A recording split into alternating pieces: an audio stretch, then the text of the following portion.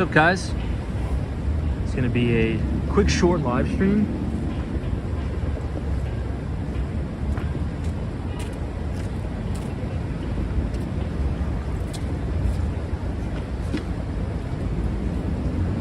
Just got a couple minutes here in between work. Just wanted to quickly pop on and say what's up. Hey, Sam is here. What's up, Sam?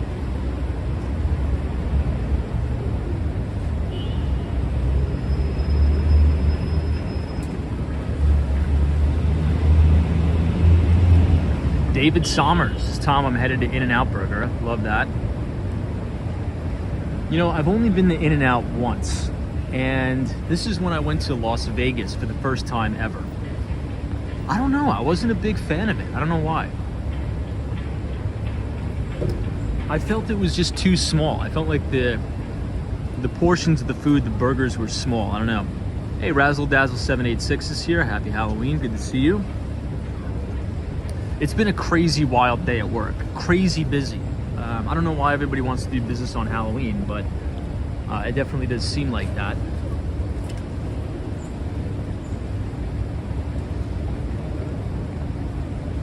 All right, let's walk around a little bit. Let me get my briefcase.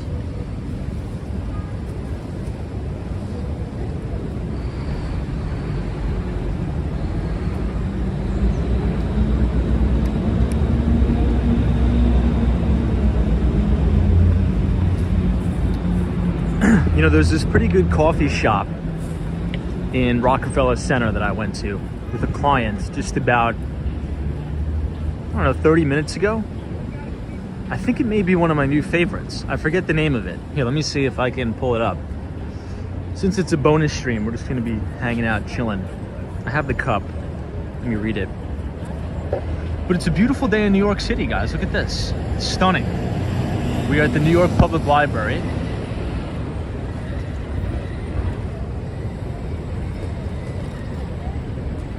All right, here's the recommendation on the coffee shop.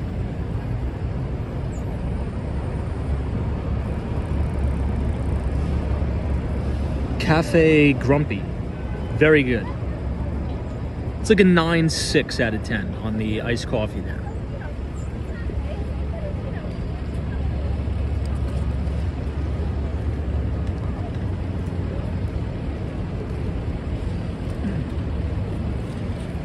All right, let's check out Bryant Park, the beautiful New York Public Library, and I want to check out the Winter Village at Bryant Park. We'll check it out. Now, this is one of my favorite places of all time. This is the New York Public Library, or the Stephen Schwarzman building. Now, right in here is the New York Public Library reading room. This is where they keep all of the very rare books in here. So if you're interested in finance and you want one of the most sought after rare finance books, pretty much of our generation, I would check out Margin of Safety by Seth Klarman. And you could read it right inside there. British Gray, what is up? JC, happy Halloween, everybody, for those of you who are celebrating. City's pretty busy today. Beautiful day. It's the Andaz Hotel.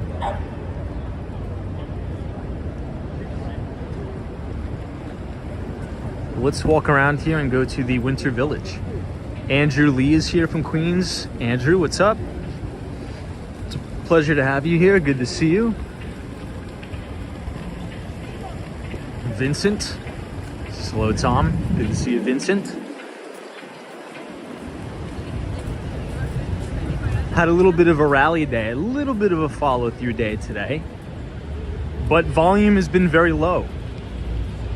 I watched the market on the open.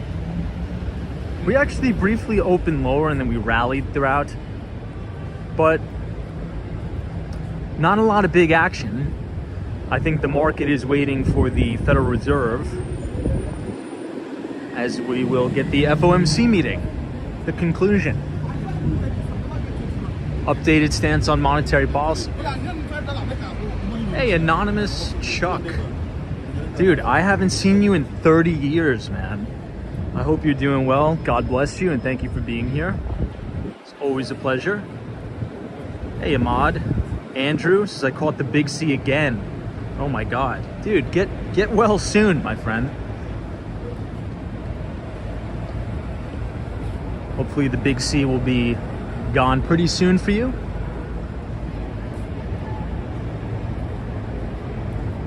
I'm gonna take a little spin around Bryant Park.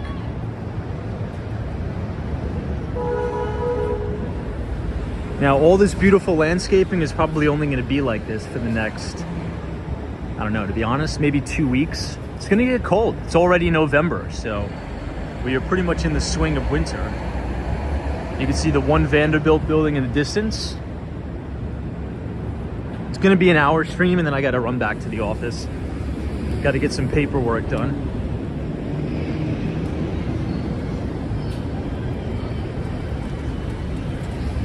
Karina Thompson, what's up? Good to see you. How was everybody's day today? Good?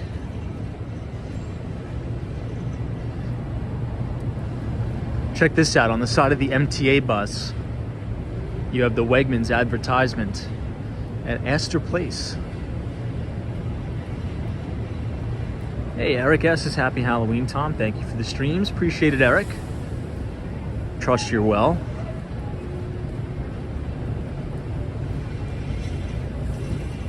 This is going to be the first time that I'm seeing the Winter Village here. I always get here right as it closes. Hey, Kathy Lyons. Thanks so much for joining, and happy Halloween to you too. Mystic Hermit, what's up? B-Balls is all as well, Tom. I have the day off. Well, hopefully you're enjoying your day off.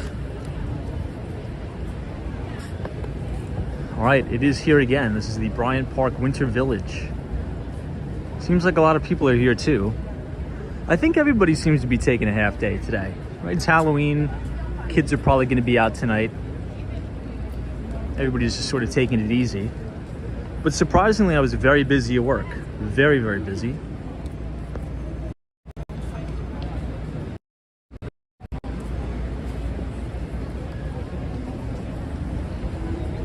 Let's check the status of the ice skating rink.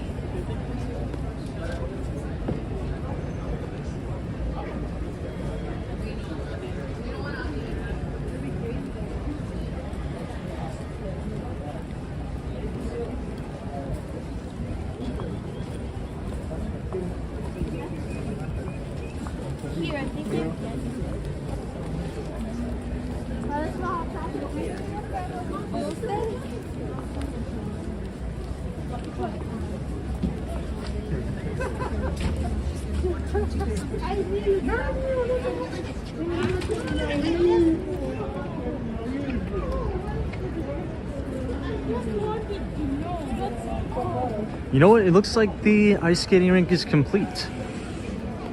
Get a load of this. And in this big empty pit is where they're gonna put the tree. You can see it says tree coming soon. Hey, Don F. says, Tom, sir, will the BRICS take us down? No, I think quite the contrary. I think that whole thing about BRICS is total nonsense, in my opinion. We'll talk about that tonight. But yeah, there's a lot of people have been emailing me about BRICS specifically, and emailing me all these YouTube videos. And I watch some of them, but I just can't watch all of them because I've been inundated by them. And a lot of the people have no idea what they're talking about, I've noticed. So, yeah, I mean, that's sort of my take. They're like, the US dollar is going to be dethroned as the world's reserve currency.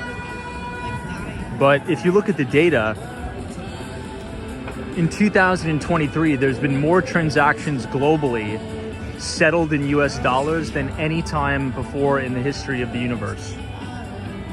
So if anything, US dollar exposure and adoption throughout the entire world is at an all-time high and growing. So I don't know. I think, you know, there's a lot of hyperbolic talk, I should say, particularly on YouTube, right? Because that's how you're going to get a lot of clicks and views. But I don't know. That's sort of my take on it. And this isn't because I want it or not. It's just that's what the data is showing us. Hey, Dan Russell, this is a day stream. What a treat. Dan, what's up? Welcome to Bryant Park here in New York City. They've just completed the ice skating rink, and it looks pretty good.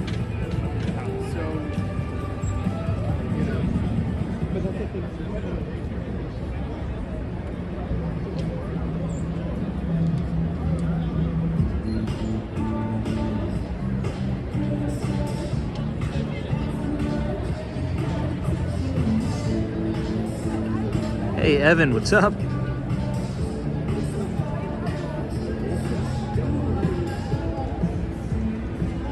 All right, let's loop around this side. Now, did anybody get a chance to watch the fireside chat with Stan Druckenmiller and Paul Tudor Jones we briefly spoke about last night? I posted some of the clips or some of the excerpts on my Twitter. It was such a good talk. Now, I don't agree with everything that Stan Druckenmiller was saying, but most of the stuff I agree with. Such a good conference. Hey, Bradley's just watched it. Great stuff. Yeah, it was fantastic. They have it every year. Now, here's my one criticism of Stan Druckenmiller. And I love Stan Druckenmiller, but he was really hammering on Janet Yellen quite ferociously. But look, I don't think it's not all Janet Yellen's fault. Because if you think about, essentially he was arguing the Treasury blundered it by issuing a lot of the debt long duration and not, accounting for duration risk and all that. And I get it, but it's not like she was the only Treasury Secretary that we've had in the last 40 years. I think every single Treasury Secretary shares some of the blame. But I get it. The current person usually gets scapegoated, if you will, but speaking about the world reserve currency, and everybody's concerned with BRICS, that's sort of the only reason why the United States can spend and spend and spend and borrow pretty much in perpetuity forever, right? Because we have the privilege of having the world reserve currency. And if we didn't have that world reserve currency, I think our politicians would be forced to be a little bit more fiscally conservative, if you will. That's sort of what leads me to believe we'll never get either a Republican or a Democrat that is kind of, leaning towards fiscal responsibility, because they know they technically don't have to, because we have the world's reserve currency. Hey, TC says, hey, Tim. Great to see you during the day. Happy Halloween. Thank you so much. Happy Halloween to you too, TC. Yeah, welcome to Bryant Park. This is the first time we're sort of checking it out this year. I think it looks good. Beautiful views of One Vanderbilt and beautiful views of the Chrysler Building.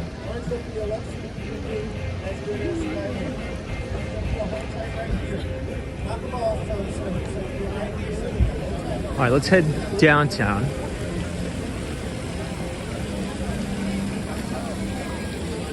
We'll head down to 34th Street and then we'll head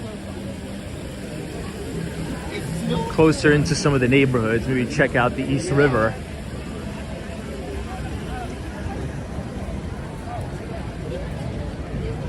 Mike is here. What's up?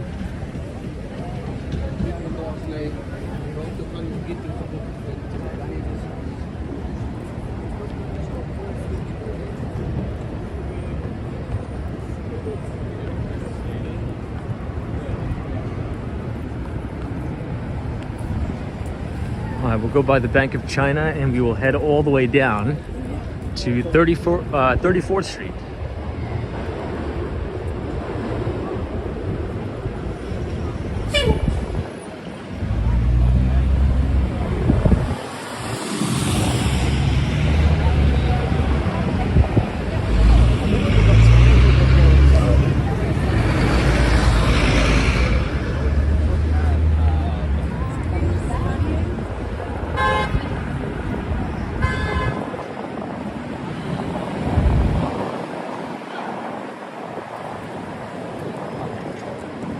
Let's cross and go to Broadway, actually.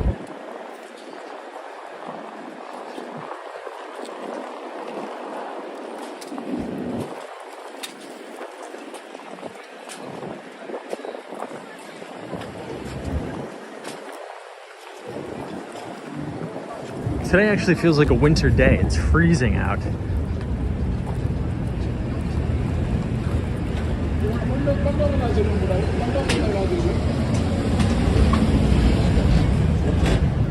Hey Robert, what's up? Thank you for the daytime stream. Not a problem.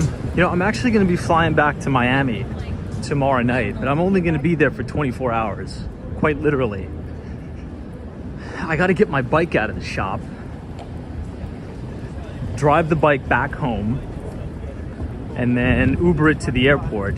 So there's a couple things going on. Now, unfortunately, I feel like Miami's turning into New York a little bit, because if you drove a bike, right, motorcycle or Vespa to the airport, previously you were allowed to park it there for 30 days for free. So free parking for a motorcycle or a Vespa at the airport for 30 days, completely free.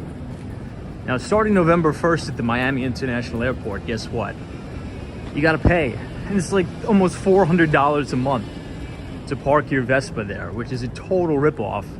It's sort of like being in New York City. So I gotta get my bike out of there, drive it home, then I gotta take the bus down to 72nd Street in Collins, get my other bike out of the shop, drive that back home, Uber it to the airport, and fly back to New York City. So we'll have a little bit of a tropical experience in the next 24 hours. So I'm looking forward to it, but I'm also not looking forward to it. I'm looking forward to being 80 degrees though for about 24 hours.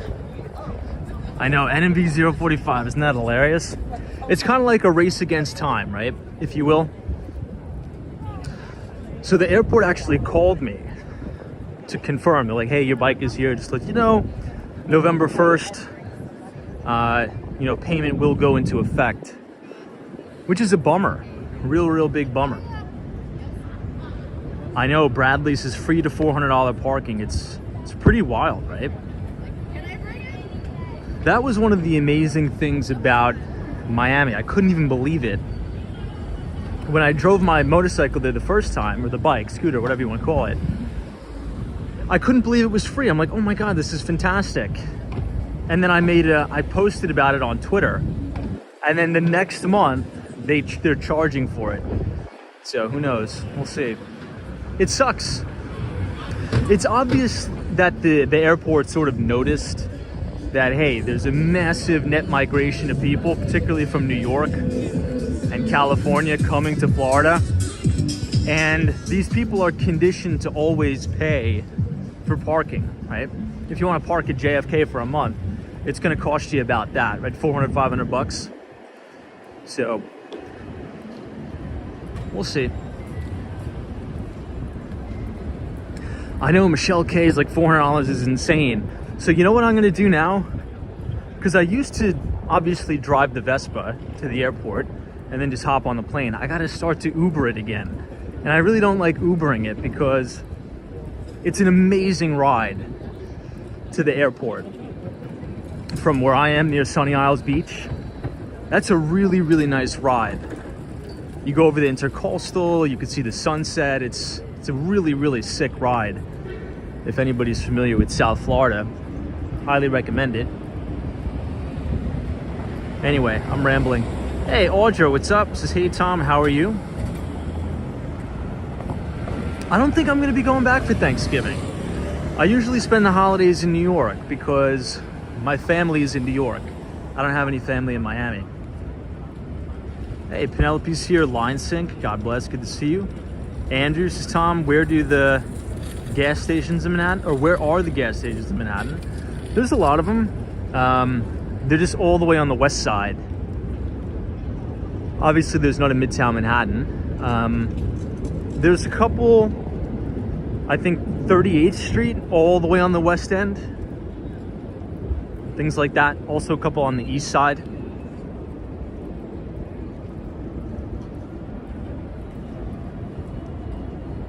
Kathy Ar's the same here in Virginia too. They charge so much for you to leave your car there, which stinks. Now, speaking of parking, I'm selling some parking spaces here in Manhattan, and I think we may be able to get a deal done here soon. So, fingers crossed. I think by the end of, well, I won't say this month. Today's the end of the month. In 2 weeks, I think we'll have sold 2 additional parking spaces on the Upper East Side of Manhattan. Now, to give you some perspective, if you want to buy an individual parking space on the island of Manhattan in a private parking garage with 24/7, 365 security, you know, you can come and go as you please. Spaces usually start around $175,000. So you pay $175,000 for the space. The taxes, right, since they're technically condo units, the taxes are around $375 a month, and your monthly common charges are around $75. Oh, look at this Mustang going way too fast. Now it's funny because during COVID, right, the big C, people were buying those spaces in that garage for $300,000 because everybody was freaking out at the time, right? They didn't want to take the train. They were afraid of catching the big C. So now, you know, prices have come down a bit, so it's looking like we'll have 2 of those spots under contract within the next 2 weeks.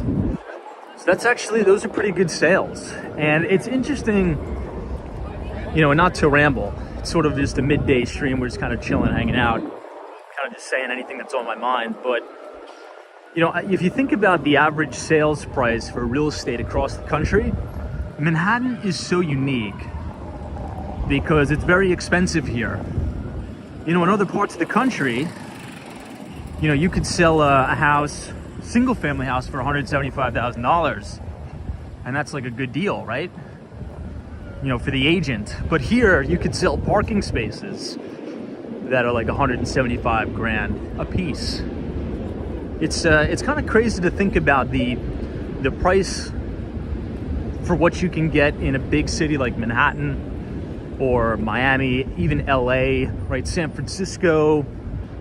Then compare that to some of the more rural places in America.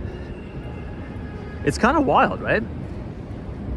Oh wow, Macy's looks good, guys. Look at this. So almost all of the, look at this dinosaur here. You guys see that? There's a dinosaur balloon floating away. Yeah, that's my attention span. That's like 0. I don't even know what I was saying. It's been a long day. Oh yeah, the Christmas lights here. They look good. I just think it's a little bit too early, I'm not gonna lie. It's like Halloween didn't even start yet. It's today. And everybody is all gung-ho on the Christmas lights. Hey, Peter Webley is here. Hey, Peter. Says the system is rigged to increase wealth disparities. I mean, you're not wrong, honestly. I mean, we had a big conversation about this last night. And I think one of the main drivers of the wealth divide in the United States has unfortunately been the Federal Reserve, right? Because who has access to a lot of this liquidity, right? When interest rates were extremely, extremely low for the past decade, well, wealthy people had access to a lot of that liquidity. Very seldom do banks lend to the common person, right? Generally speaking, right? I'm talking about on a large scale.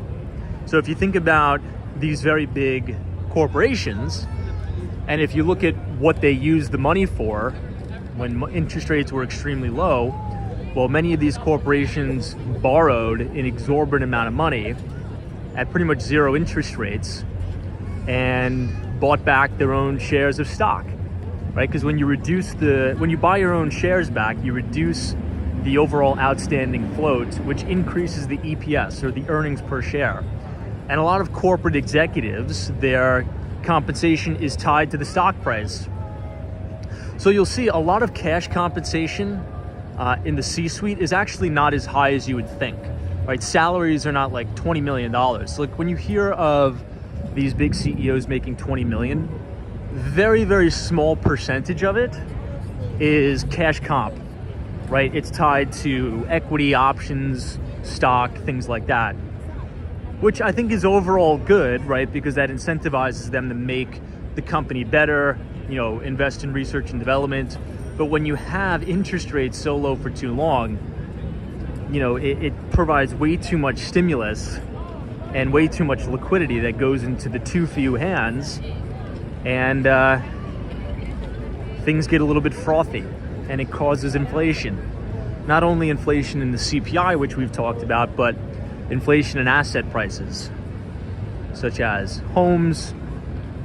Look at this guy. It's a rat. This guy is a rat jump roping.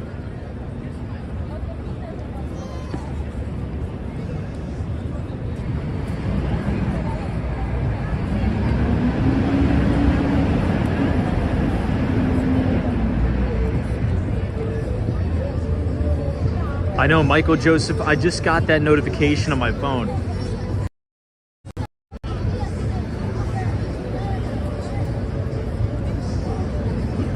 Hey Pete, what's up? Michelle K, happy birthday. Destructionist is here, good to see you. Beautiful shot of the Empire State Building.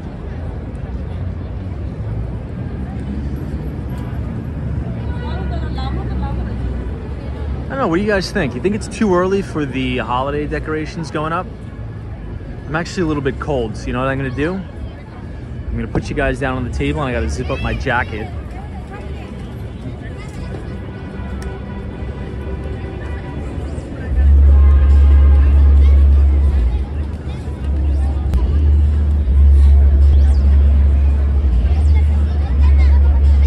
Hey, Dr. Carl. Hey, Dr. Carl. Says, I enjoy your streams, very educating. Radio City Music Hall. And we saw them putting up the Christmas tree on top of Radio City. I've never seen that before. It's kind of cool to watch them do it. They use a crane to carry the Christmas tree. Oh, look at these guys. These guys are tacos.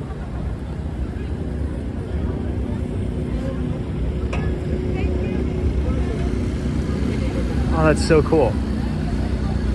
9.7 out of 10 on the tacos.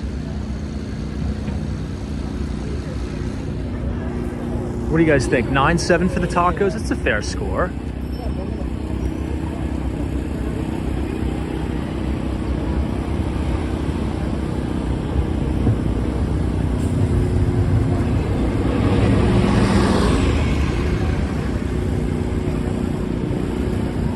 All right, let's head towards Penn Station and check on the Vornado project, the Penn 2, which is a very sought after project that we always check out during the daytime, during the nighttime streams.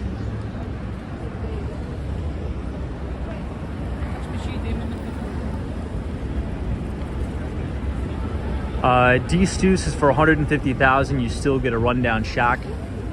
I don't know, in some very, very rural places in America, you could actually get a decent, like a nice place to live on some land for, $200,000 possible. Some of the flyover states, again, it's just all about supply and demand. If you break it down and you keep it very simple, it's all about supply and demand. A lot of people want to live in New York City, right? A lot of people want to live in Miami, Florida. A lot of people want to live in San Francisco. And what you'll notice, there's a really good real estate professor at NYU who I follow on Twitter. I forget his name. I know I probably should know his name. But I'm going to get it for you guys tonight.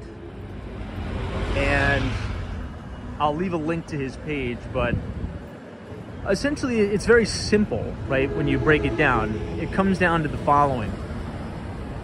If there is a very robust educational system in and around the area, that'll usually lead you to where there is expensive real estate or desirable real estate for the following reason. And this is sort of what he says. This is his conclusion. When you have very good and reputable education institutions, all the way from the public schools, all the way to the universities and colleges, they act as feeders of talent to corporations and businesses. So generally speaking, if you think about, if you sort of work backwards here and you think about where all of the really, really good education, public schools, colleges, universities are, generally speaking, in and around those areas, the closer you get like to the cities, they'll have very high paying jobs and they'll have very expensive real estate. And it kind of makes sense. You look at the Northeast, you have all of the Ivy League institutions. Well, the majority of them, right? And I mean, look at all the major cities in the Northeast. You have Boston, you have obviously New York City, and they are very expensive places to live, but they also provide very lucrative job opportunities because businesses use, Columbia University, Harvard, Cornell, Syracuse, NYU, the list goes on of those educational institutions as feeders to really good jobs. So, makes sense.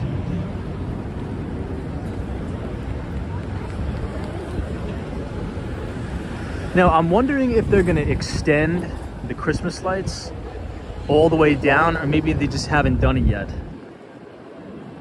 I think they will. I can't even remember from last year what they did. But yeah, Michelle Case's Philadelphia has some top-rated colleges too. That's right. You are correct. Peter Webley's public schools in the U.S. Oh, in big U.S. cities are horrendous. Yeah, think about it like this. In inner cities, generally yes. But in the suburbs that are bordering New York City, no, those are actually some of the best. Public schools on Long Island, depending on where you go, right? Like in Jericho, Oceanside, I think those are some of the 2 top-rated public schools in the nation. Same thing with New Jersey. If you go to, some of the suburbs in New Jersey, they have some really good public schools. Some of the best in the nation, some of the best teachers, some of the best educators. So, but you are generally correct about the inner cities, I guess. Hey, Robert Parker, good to see you. Thanks so much for joining us today on this Halloween impromptu live stream. I got about an hour before I got to go back to the office, so I thought I'd just pop on and say hello to everybody and talk about some of the major events going on.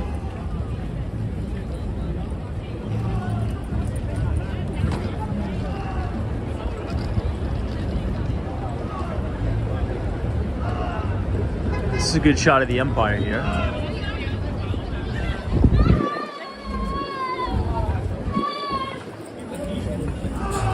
Sure, it's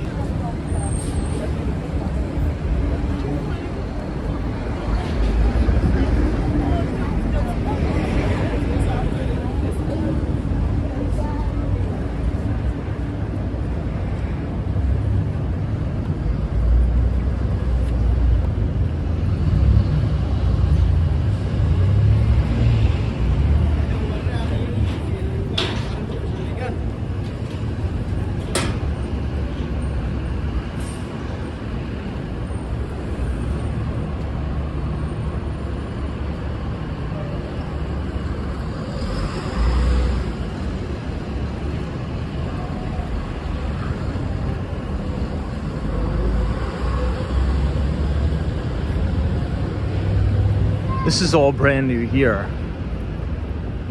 It's all public space. This is 1 Penn. They completely redid the inside of this office tower. Looks really good. I think they did a fantastic job. Way back in college, I actually had an interview in this building. I believe the company was called Cintas. I didn't get the job, but it was, the building looked just completely different than it used to. And these, I think, are going to be condos here. But for those of you who are just joining, yesterday we had a really good conversation about the Robinhood, JP Morgan Robinhood conference with Stan Druckenmiller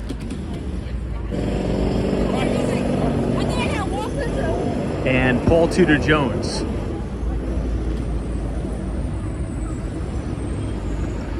And if you want to listen to that interview, which I would highly, highly suggest, if you type !PTJ Paul Tudor Jones or !PTJ in the chat, it's going to drop the link to the interview. And there was a lot of interesting things that were talked about, specifically ridiculous amounts of government spending and how that is going to be an issue down the line because interest rates have moved up quite significantly. So please check that out if you haven't already. And I'll probably write a little excerpt on that in next week's newsletter, because I think this is an important concept to grasp, because all of our politicians are essentially telling everybody on both the right and the left that there's no way that we are going to cut entitlements, Social Security, Medicare, Medicaid, and the like. But if you do the math, as our debt rolls over to higher interest rates, there is going to need to be cuts to those social programs 1,000% if we don't rein in some of our government spending. So I think it's very important, particularly for retirees and even future retirees, to pay attention to this trend. But next Thursday, right after the market closes, I will email everybody sort of a little write-up. I want to do a deeper dive into this. I've actually built some preliminary models. So if you type !news, NEWS in the chat, wow, look at this beautiful view of the empire. Once again, !news, NEWS in the chat. Or if you scan the QR code on your screen, that'll take you to our latest research piece I sent out to everybody about last Thursday. So next Thursday, I want to expand on that Stan Druckenmiller, Paul Tudor Jones interview a little bit more. We're going to do a deep dive into the fiscal side of the house, because we usually talk about the monetary policy side of the house. And, we'll do a deep dive into that. So I think that's going to be important. Hey, Michael Vosper is here. What's up? Welcome. And also, if you don't want to read the newsletter, it does come in audio format. So let me know if the audio comes out well. So every single newsletter that we send out every other Thursday at the market close, I've recorded a voiceover type podcast. So all you do is click it, and I will narrate it for all of you. I've tried to make the quality as best I can, so any feedback you have on that would be greatly appreciated as we come up to the Hudson Yards. Zozo Bob, happy Halloween. Thanks for joining us. I'm going to pull off to the left here, right as we get to the main entrance of Moynihan, just so we could see a little bit better that great view of the Empire State Building.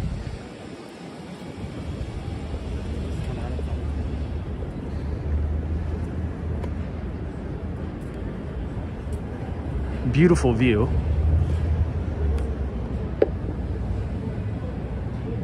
All right, so once again, if you scan the QR code, punch in your email, you will be signed up to receive that for free.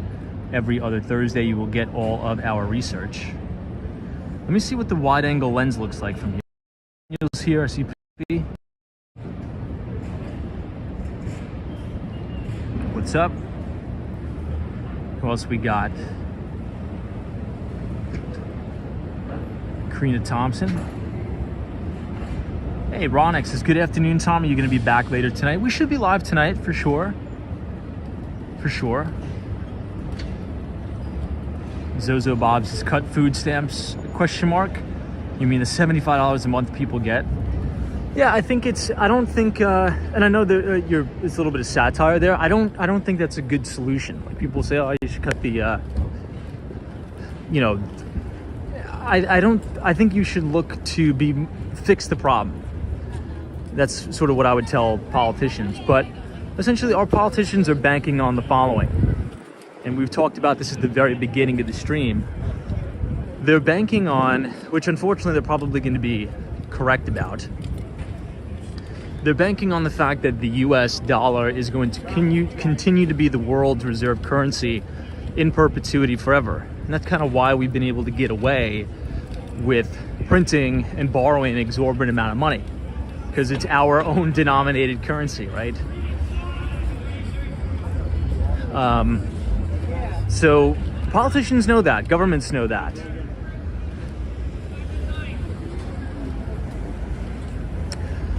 Now there has been, and we sort of discussed this, BRICS. Everybody's all freaked out about how the formation of BRICS is going to dethrone the US dollar as the world reserve currency. I couldn't disagree with that more, in my view. But again, everybody's entitled to their own opinion. Doesn't mean I'm right. But again, go do some research and look up the percentage of transactions globally in 2023 that were done in US dollars. It hit an all-time record high. So if anything, dollar adoption and dollar acceleration is picking up at lightning speed, like runaway speeds around the world. And not to get too political, but that's one of the reasons why I believe the US always gets involved in foreign affairs. That's sort of my thesis, is because they want to funnel cash around the world. They want to dollarize the world. That's why the US kind of doesn't really ever mind its own business, in my view. That's just my personal opinion. Hey, Dan Sanks, Tom, have you seen Elon Musk's appearance on the new episode of Joe Rogan? I have not. I very, very seldom listen to Joe Rogan, but if he has somebody interesting on, I'll take a look. Feel free to post the link in the chat so I can take a look. Please, thank you so much for letting us know that. It's Over says it will happen regardless. It's all part of the New World Order. Do you have any evidence? I mean, that's sort of what I say, right? Because you guys send me so many emails about this BRICS thing. I literally probably get 3 a day. And it's from these YouTube channels that, look, it's a lot of hyperbolic nonsense. A lot of these, not all of them, but, a lot of the, finance-focused YouTube channels. And they get a lot of views because they say hyperbolic things to drive clicks, and it's all doom and gloom, but they never really cite any sources or come to a clear thesis. It's all about, listen, China's going to take over, BRICS is going to take over, buy a bunch of canned foods with this link. And it's like, there was really nothing of substance if you actually listened to it. There was no conclusive thesis. There was no process. There was no systematic process that you used to reach that conclusion. It was just a bunch of everybody needs to be prepared for the day and buy a bunch of canned food and go out and hide in the woods. I don't know. At least that's what a lot of the videos I've been getting sent to my email box. The last thing I'll say about it is this. The global economy is so big, it is so massive, that everything is interconnected. And even though we have a lot of geopolitical conflicts going on, my bet is that the world will continue to be relatively peaceful moving forward. Because supply chains are so intertwined and so interconnected that if the US falls into a crippling recession, do you really think that's going to be good for China? Of course not. Of course not. So I don't really believe the narrative that China wants, the destruction of the US economy. And I don't believe the narrative that the US wants the destruction of the Chinese economy. That would be very detrimental to us. It's all interconnected. And, you know, even with the Russian economy, a lot of people don't know this, but do some research of where Lockheed Martin, Raytheon and the like, source a lot of their rocket technology from. It's from Russia. So it's a global economy. Everything is so big. Now, it doesn't mean there's not going to be geopolitical flare-ups, but I think that sole fact of everything being so interconnected, it sort of keeps everybody in line to a certain extent, particularly very large economies like the US, like China, like India, Japan, Korea.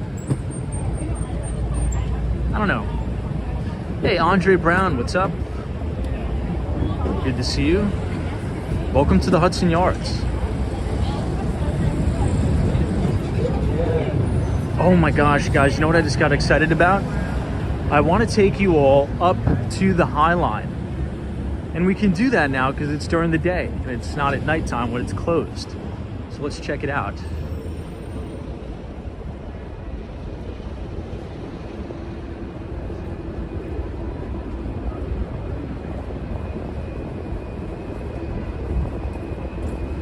Look at this. This is the edge. If you look all the way up, that little triangle sticking out, that is one of the newest observation decks in New York City. Looks pretty cool.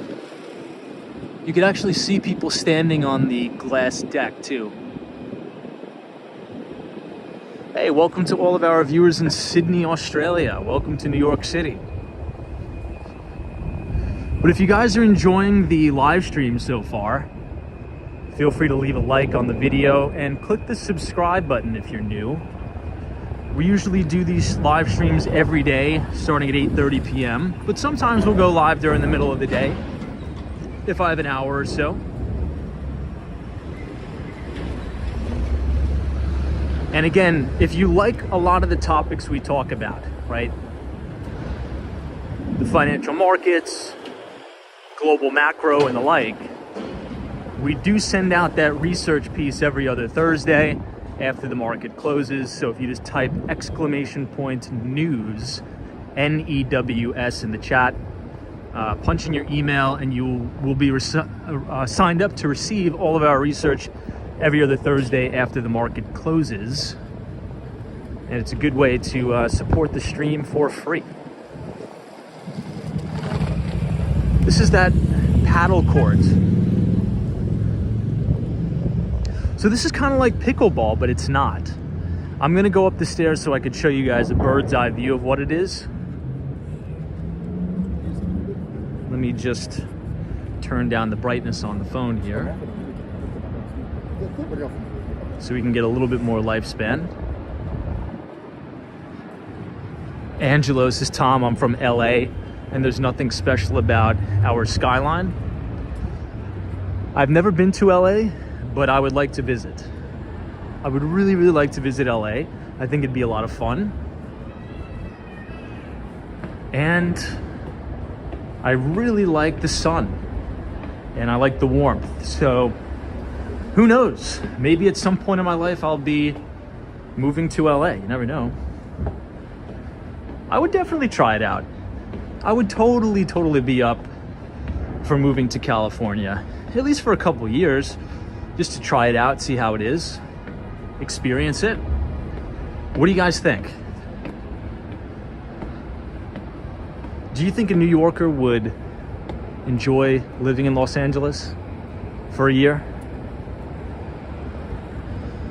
Now you can see the new High Line extension in the paddle courts, which is similar to pickleball, I think.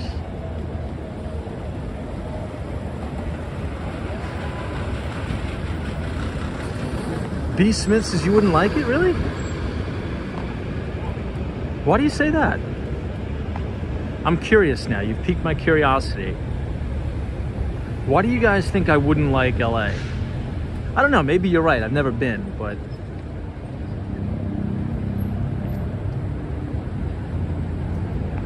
Storm Riders says, Tom, you should head to San Diego. I would love to head to San Diego. Marcy says you'd like the weather, but that might be it. NMB 45 says, Tom, you're missing out. The Southern California beaches. I'm not even American, and I've been there many times, especially Orange County. I would love to check it out. You know, the United States is such a massive country, quite obviously, and I haven't even explored probably 2% of it. I've only really ever gone to New York and, you know, South Florida. That's really about it. So California is definitely in the cards. Anywhere where it's sunny and nice weather, that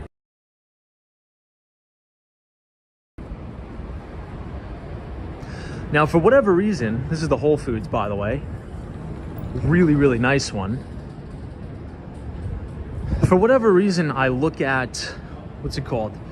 The YouTube analytics here. And we have a lot of viewers from LA specifically. So maybe there's a lot of people from LA that are really interested in moving to New York. All right, so this is the brand new $50 million Highline extension. 50 million bucks. Storm Rider says, Tom, head to Denver, 300 plus days of sun. I was gonna buy a place in Denver, but I decided on Miami for a few reasons.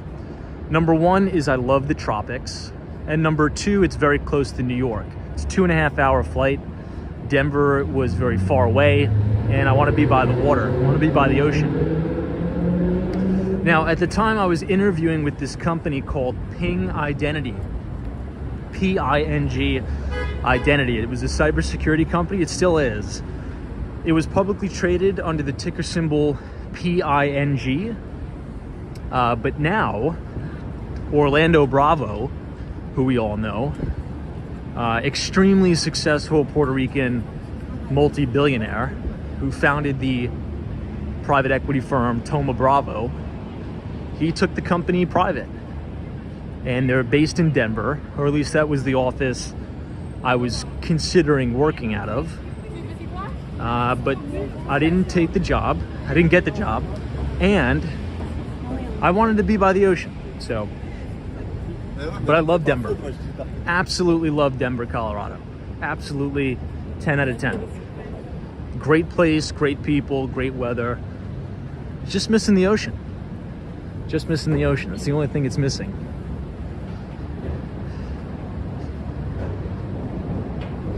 Hey, Dave E. What's up, Dave?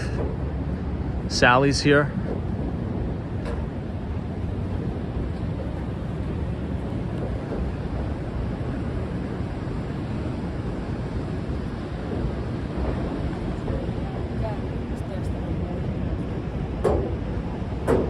All right, we've been going for about an hour here, guys. I got to get back to the office. I had about an hour break, but thank you for joining us. I'll see you later tonight at our regular time, usually around 8:30 or 9. If you enjoyed the live stream, feel free to leave a like on the video and click the subscribe button if you're new. And I'll see you guys tonight at 9, probably around 9. And once again, if you like the topics we talk about in terms of the economy, New York City, finance, real estate, please subscribe to our free financial newsletter by scanning the QR code or typing !news, N-E-W-S in the chat and punching in your email. And every other Thursday after the market closes, you will receive all of our research for free, and you could even read all of our archived information. So I'll see you guys tonight. Take care.